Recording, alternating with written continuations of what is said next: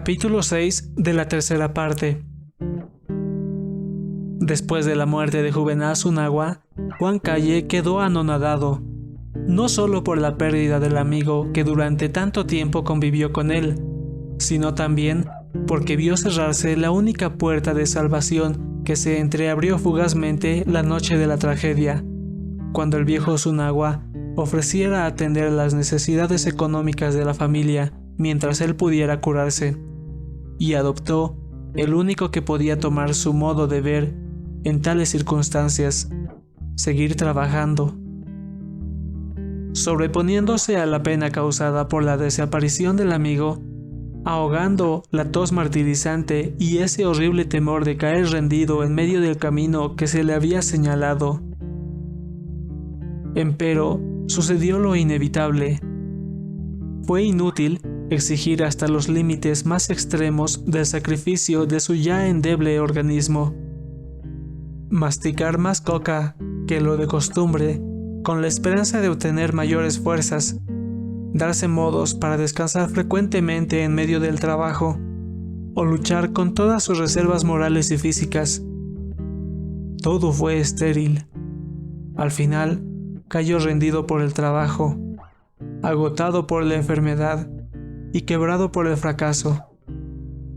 Cayó con la fuerza de voluntad hecha pedazos, y su ser físico sostenido con vida por extraño milagro de su naturaleza orgánica.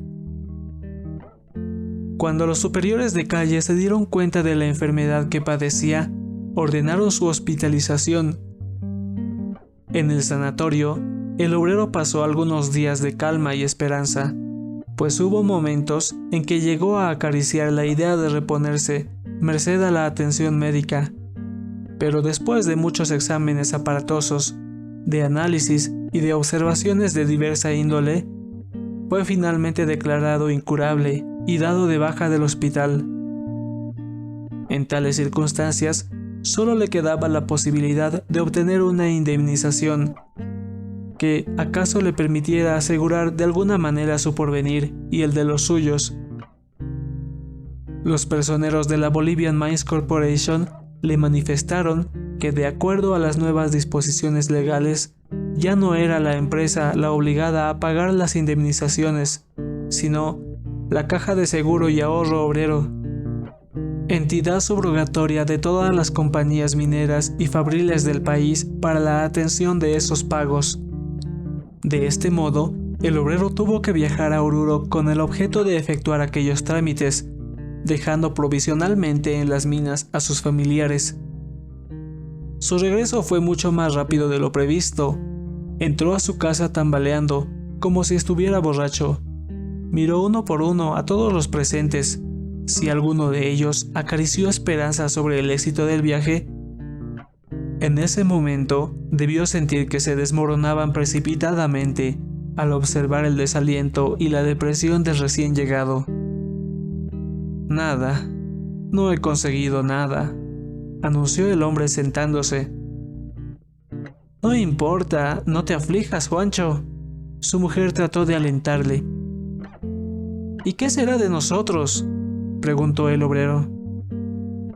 Con la ayuda de Dios, ya nos daremos modos para salir adelante, terció Sebastiana.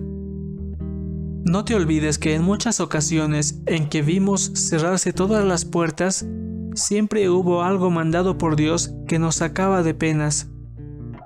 No te aflijas, Juancho, volvió a hablar Donata, pendiente del rostro adusto del hombre.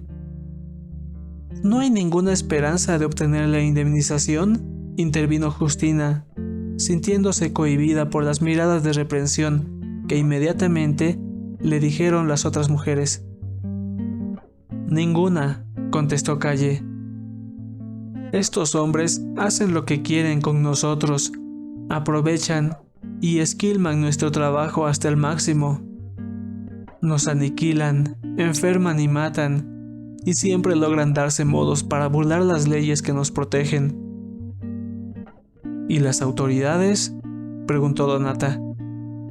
Ah, las autoridades, respondió con el mismo tono despectivo.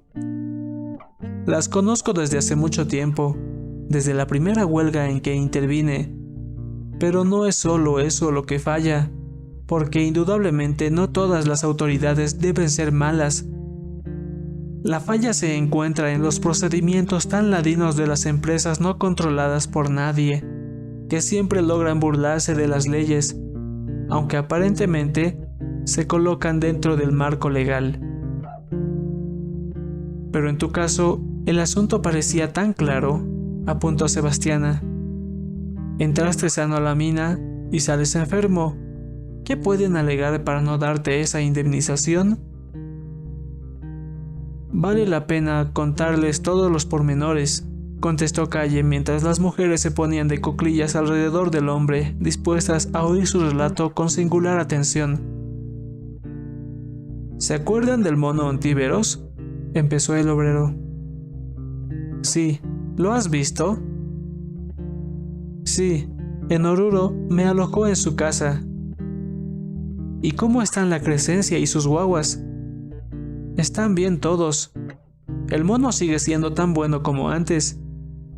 Y en Oruro me orientó en los trámites que debía seguir.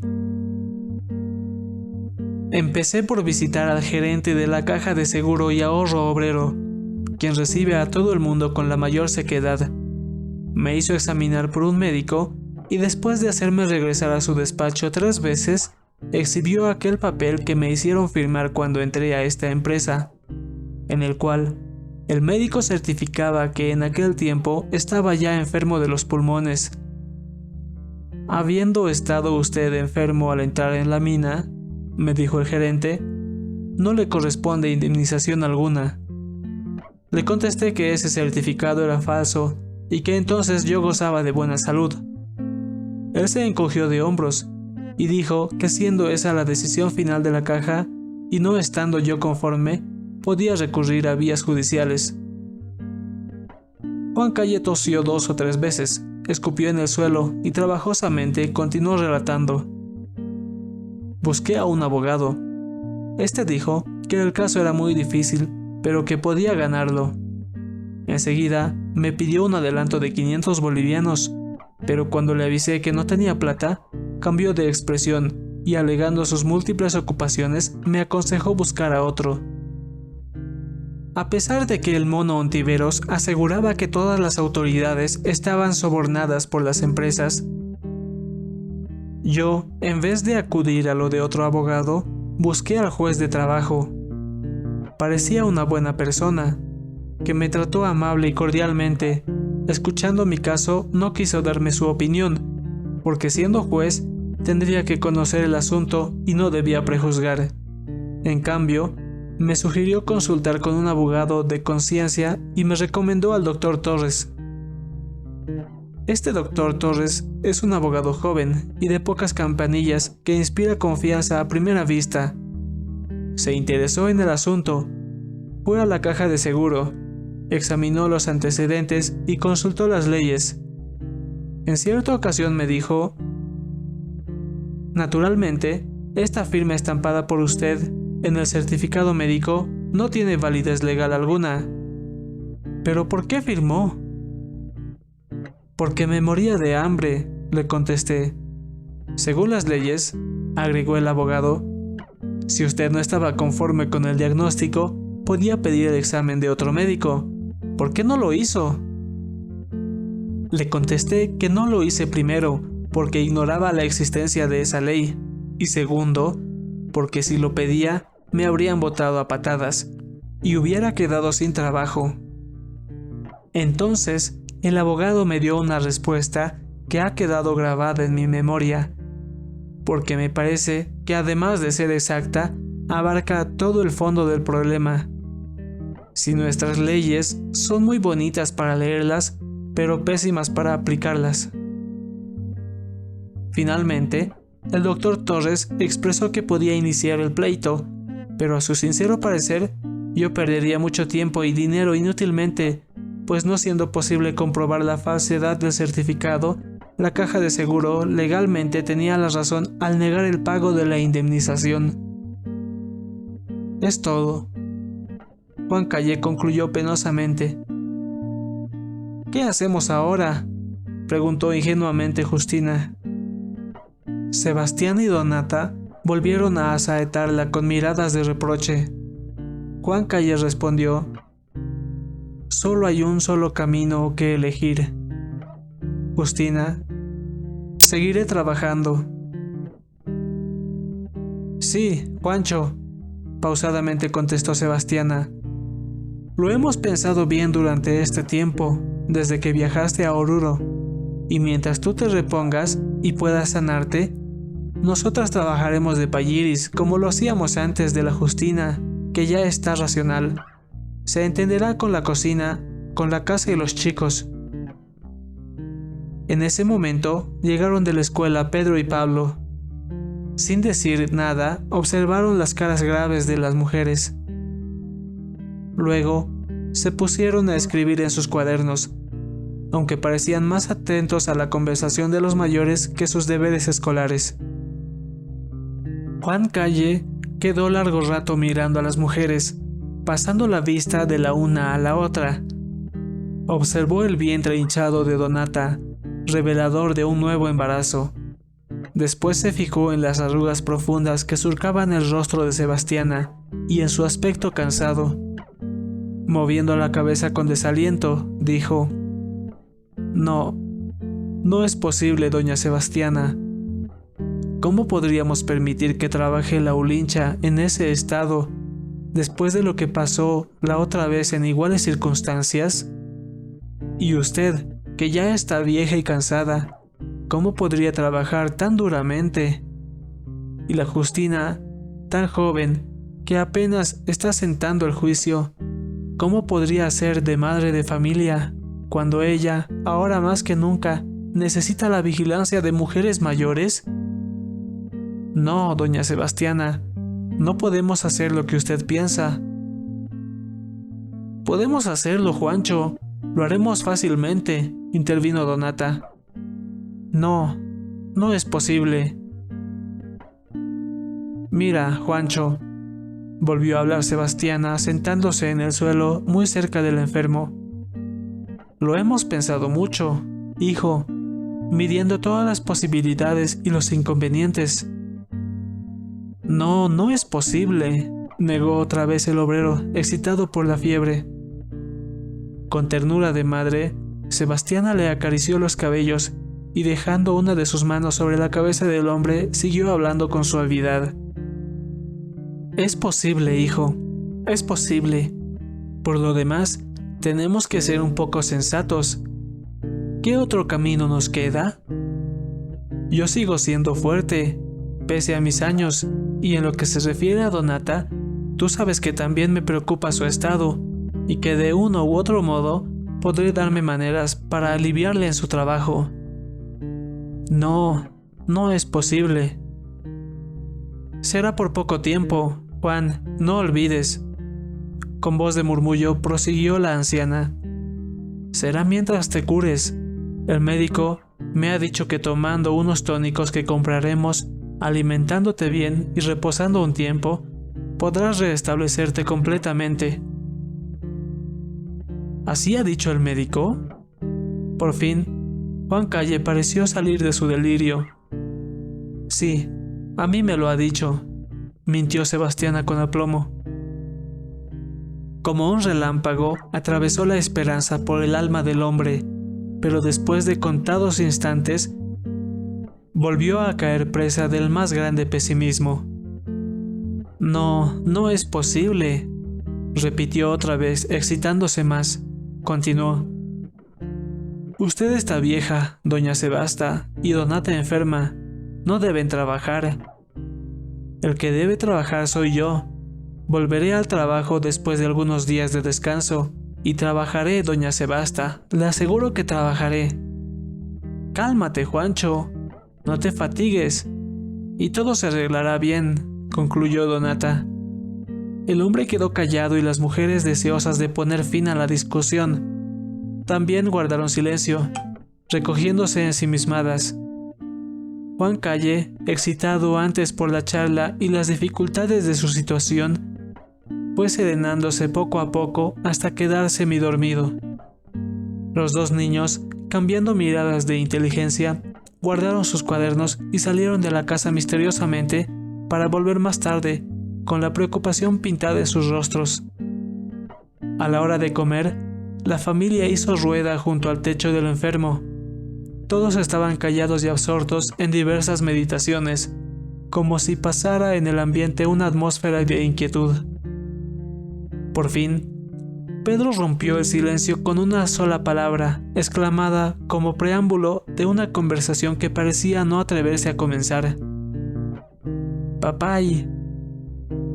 «¿Qué quieres, Pedrito?». El niño, en vez de contestar, empezó a comer con celeridad desacostumbrada. «Papay», intervino Pablo, que a su vez dio muestra de timidez y tampoco pudo continuar. Juan Calle sonrió bonachonamente. «¿Qué les pasa a estos chicos?», preguntó.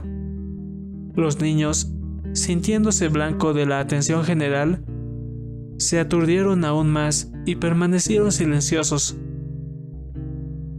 «¡Qué sonsos!», comentó Justina entre dientes. La frase hirió a los muchachos, que se pusieron rojos de rabia. Pablo, olvidando su anterior cortedad, reaccionó decididamente. «La única sonsa eres tú. Lo que pasa es que deseamos trabajar nosotros». «¿Cómo? ¿Qué?», exclamaron los mayores con sorpresa. Al revelar su secreto, forzados por las circunstancias, los chicos se sintieron libres de embarazo y fueron cobrando aplomo. Pedro explicó. «Sí, papay, nosotros queremos trabajar, y no solo se trata de un proyecto, sino que ya hemos hablado, y desde el próximo mes entraremos en la mina». Calle, Sebastián y Donata quedaron mudos, pasmados por el anuncio. El mismo niño volvió a hablar. «Sí, papay, tú no puedes trabajar enfermo como estás, y tampoco pueden hacerlo mis mamitas. La una porque es vieja y la otra porque pronto tendrá otra guagua. En cambio nosotros podemos». «Sí», interrumpió Pablo, «ya somos hombrecitos y es tiempo de que trabajemos. Otros trabajan desde más chicos. ¿Por qué no pudiéramos nosotros?». Nadie contestó. Quizá los mayores se dieron cuenta de que pese a todas las esperanzas acariciadas y pese al dolor que ello les causara, los niños estaban en lo cierto. Dentro de las circunstancias, los dos rapazuelos aparentemente eran los más llamados a trabajar, o por lo menos los únicos que podían hacerlo. Hubo un largo silencio, saturado de tristezas. En el fuero íntimo de Juan Calle, algo quedó quebrado con sensación de cristal que se hace trizas. Sus ojos se pusieron más húmedos que antes. «¿Qué dices, papay?». Calle reaccionó con la pregunta. Se irguió en el lecho y examinó detenidamente a los chiquillos. Luego habló. «Tal vez tengas razón, Pablito. Sin embargo, no quiero que decidamos de inmediato. Mañana buscaré al médico. Compraré las medicinas necesarias para curarme o por lo menos para mejorar. Y después de 15 o 20 días más, haré otra vez la prueba de trabajar. Creo poder conseguirlo. Y en caso contrario, no quedaría otro remedio que aceptar el trabajo de ustedes». Los niños se pusieron mohínos. Pedro replicó. «¿Para qué hacer más pruebas, papay? Tú estás enfermo y debes descansar más tiempo si quieres reponerte. Mientras tanto, nosotros trabajaremos». «No, Pedrito. Creo poder trabajar todavía. Otros trabajan en el mismo estado en el que me encuentro. Por lo demás, no deben olvidar los proyectos que tenemos con respecto a ustedes. Tú tienes que ser profesor y Pablo un artesano independiente». «Yo siempre he preferido ser un buen minero, papay», repuso Pablo. «En cambio, tú, Pedrito, quieres ser profesor, ¿no es cierto?». «Sí, papay, pero son tantas las cosas que uno quisiera hacer y no puede conseguirlas. De todos modos, Deseo que llevemos adelante nuestros proyectos. De ninguna manera quisiera para ustedes el porvenir que aguarda a los trabajadores de la mina. Quedaremos, pues, en mantener en suspenso nuestra decisión hasta después de que yo haga una nueva prueba. Si fracaso una vez, trabajarán ustedes. Juan Calle quedó meditabundo. Los chicos, sintiéndose ya mineros, se pusieron a probar la lamparilla de carburo, a envolver coca en pañuelos y mordisquear lichta que aún no les sabía agradablemente. ¿Ya saben pichar?, les preguntó Sebastiana, tratando de acariciar a los chicos que eludieron con maña su ternura. Para entrar en la mina hay que saber pichar. Sebastiana y Donata salieron de la casa para disimular la viva emoción que tenían en las almas.